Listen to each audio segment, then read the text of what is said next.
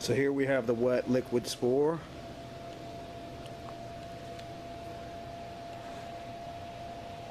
Has a little odor to it, but it's not too strong. This one might not be quite as far along, but I could see some biofilms forming. It's ready. They're both ready. Now for the garden. Mushrooms are still floating. Spores are in the fluid. It's got a little yellow color to it. And I'm going to go ahead and turn around and feed this to this plot that needs it the most. It won't get the whole entire amount. I won't bother putting the whole amount in there. I'm just going to put what I need to in there, and then I'm going to spread this out in other plots. Pretty simple, pretty easy. Alright.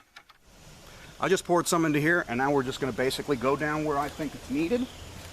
I've taken this off, so whatever mushrooms are in here will pour out too. Y'all can see they hit the ground. It doesn't matter. They can go anywhere, just like this.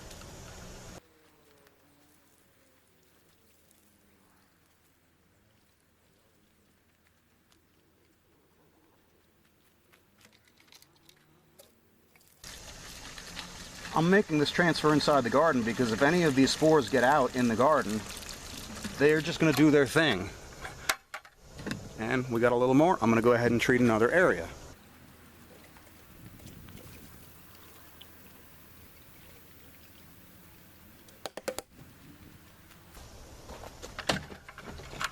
Now I'm going to take the last bit, take it a little bit further down the line.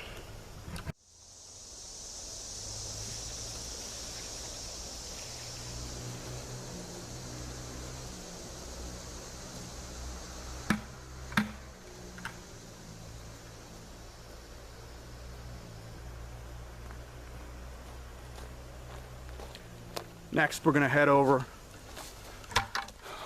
we'll take the other pail, we're going to head over to one of my wood chip piles. So I so wish I had a camera person. Anyone feel like volunteering? All I hear is crickets. Cicadas? Still not funny? Alright, anyway, here we are, Exhibit A. This is a 2-year-old wood chip compost pile that you can see to the back of me and to the right. My favorite rake is in it, stuck in the side. My favorite rake is, in fact, a pitchfork, because this works better here than a rake. And in the pile right there is my mushroom tea, and it's loaded with spores, and we're about to go ahead and inoculate this particular pile right here. This pile already has some ambient fungal cultures within it. It also has probably moss and some other things that are pretty common in my area.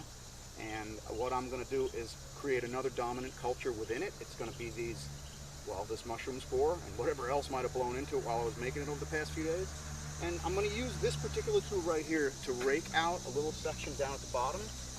And the camera is situated to see this face because this is the face that takes the least amount of solar radiation during the day. The sun comes from that side and it travels that way. So it will be in the sun at some point, but it won't be in the sun for too terribly long. So I'm going to try and get this scraped out on the same side so that y'all can see it.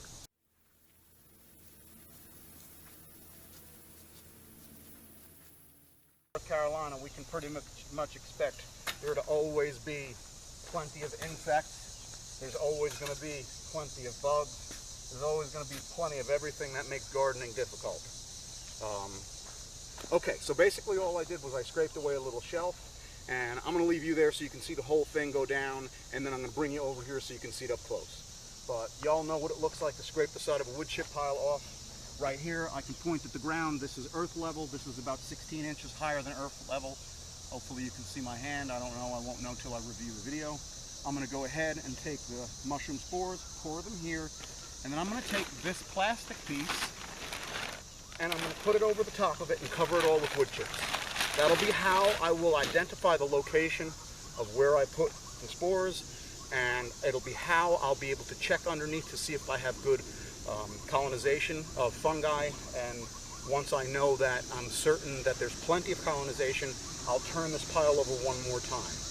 Another thing I'm going to show you is the temperature of the pile. We've got a temperature gauge that's in it, and this pile was previously about 135 degrees Fahrenheit. In spite of it being that hot, it still does not prevent life from prevailing. I noticed this as I am scraping back the wood chips. There's a whole bunch of ants in here, so I'm kind of trying to be careful. North Carolina is known for its wild ants.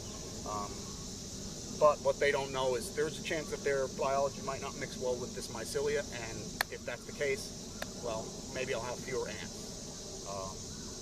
That's a subject for another discussion. But, okay, without wasting any more time, without having to edit too much out, I'm going to show you all we're looking to do. Pour it in. This is super, super difficult, folks. I'm pouring 4 gallons of this stuff right in. It's going to soak into the lower levels.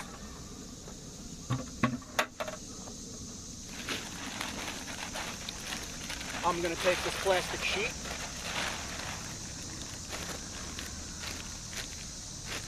As I lean down, I can already see some hyphae from pre-existing.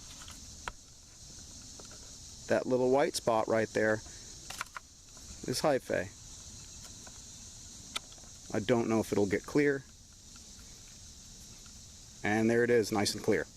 Okay, so for you nerdy folks like me, and you guys that like to fact check things, that right there is strands of white mycelia. So, the plastic is down. I'm going to pull it up just for a second so you can see. No parlor tricks. The mushrooms are down there. A little bit of chips fell on top. That's okay. We're just going to cover it with this. That's going to help this area to not dry out. I need it to form relationships with my future plants. And I need it to continue to break down the wood chips into far smaller pieces than what you see here. This is a pile that I collected from a very, very nice gal not far from here. I collected it from her when I didn't have any at all. I was running low. I didn't have any way to, I don't know, I couldn't even buy it anywhere. Stuff became so difficult to get during COVID. Tree workers were not doing as much tree work as they normally were, as far as I can tell. They didn't have as much surplus, so the stuff became gold. Just like that. And I'm going to go ahead and cut the excess with a pocket knife.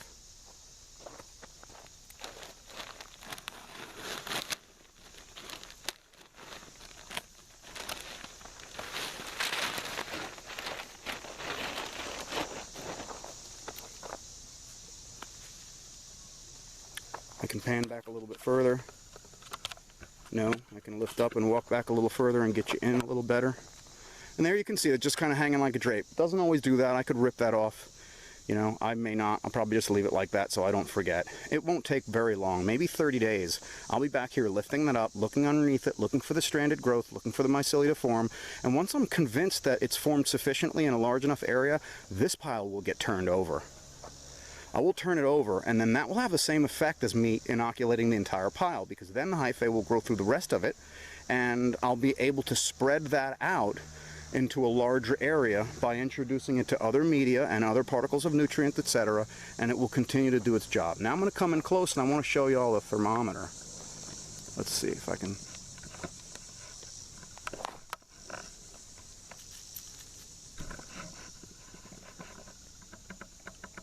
And it right now is sitting right at about 128 degrees Fahrenheit. So I know the temperature is actually cooling. And since the temperature is cooling, that kind of gives me an indication that the bacteria is really kind of done doing its thing. So what some people refer to as, I guess, level 2 decomposition, that's done, and now I'm getting ready to shift into level 3 where the fungi takes over. And it's important to note that if I had done this when the pile was new and was very, very hot, in my own experience, it takes longer to, you know, to get any type of a good long-term, highly viable inoculation event from that. When the temperatures are really, really hot, there's a lot of vaporization going on within. You see a lot of steam. The temperatures can be up above 135 degrees. So that's basically it. You want to do this stuff because you need the bacteria and you need the mycos to be in there. It takes those two very important components. There are more, but these are the two we really want to harp on. It takes those two to form symbiotic relationships with everything in the ground below your feet. And they do it better than we do. We just make a mess of stuff. They make things better. Between them, God, the sun, the moon, the rain, air, oxygen, carbon dioxide. Everything else just works. It doesn't stop working until, you know, we get involved and we start putting our own personal impressions and our own personal spins on things. The only reason I do this is because I know that Mother Nature does it on her own. I'm just looking to speed it up. I'm not looking to usurp her process. I'm not looking to outdo her, outwit her, or do anything that wouldn't be in direct continuity with what her practices already are. And knowing that her practices are that is what encourages me to keep doing it. Okay, folks, I'm back again. It's been, well, I guess it's been a few weeks since I inoculated this. I'm down here with my kid's dog. She's adorable. Three-legged shepherd that just never stops loving wood chips. Anyway, I'm gonna lift this corner. I want to show y'all what it looks like. Hopefully she won't jump in the way. You'll see some worms. You'll see some hyphae right there, forming right there.